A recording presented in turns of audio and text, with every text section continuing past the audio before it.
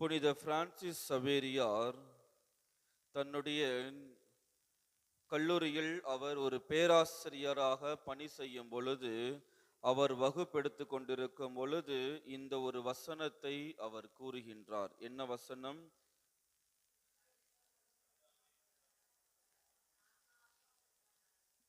கரெக்டா சொல்லிட்டீங்க.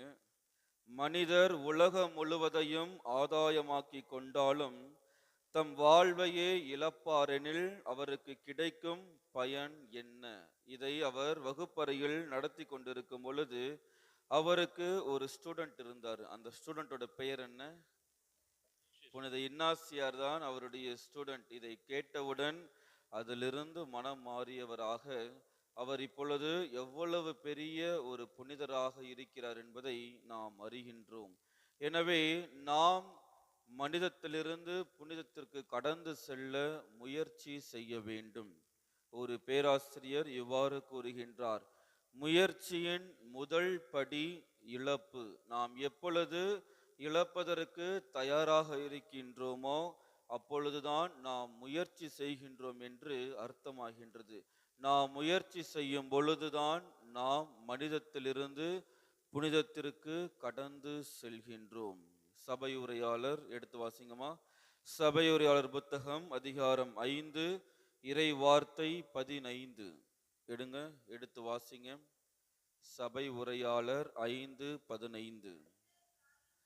மனிதர் தாயின் வயிற்றிலிருந்து வெற்று உடம்போடு வருகின்றனர், வருவது போலவே உலகை விட்டு போகின்றனர். நாம் பிறக்கும் பொழுது வெற்று உடம்போடு வருகின்றோம், போகும் பொழுதும் வெற்று உடம்போடு போகின்றோம். அடுத்தது, அவர் தம் உழைப்பினால் ஈட்டும் பயன் எதையும் தம்மோடு அவர் எடுத்து செல்வதில்லை.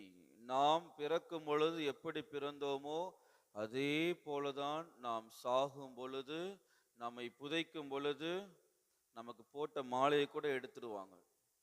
வேறு என்ன போடுவாங்க? அதையும் போடுறது இல்லம்மா. இப்போ என்ன போடுவாங்க? உப்பு போடுவாங்க. அப்புறம் கொஞ்சம் அந்த வாசனைக்காக அந்த தண்ணியை ஊற்றுவாங்களே தவிர வேறு எதையுமே அவர்கள் போடுவதில்லை. ஜெபமாலையும் போடுறதில்லை. இப்போ நான் எடுத்துடுறாங்க. எனவே இப்போ கல்றையே நமக்கு சொந்தமான கல்றியா இருக்க போறதில்லை. சென்னையிலனா கல்றியே கிடைக்கிறது இல்லை. எனவே நாம் பிறக்கும் பொழுது எப்படி பிறந்தோமோ அதே மாதிரி தான் போகும் பொழுதும் இருக்கின்றோம். எதையும் நாம் எடுத்து செல்வதில்லை. எனவே வாழப்போற இந்த காலத்தில் நான் என்னுடைய ஆன்மாவை எந்த அளவுக்கு நான் சுத்தமாக வைத்திருக்கின்றேன், எந்த அளவுக்கு பத்திரமாக நான் மீட்கின்றேன் என்பதை சிந்தித்து பார்த்து இத்திருப்பலியில் பக்தியோடு நாம் மன்றாடுவோம்.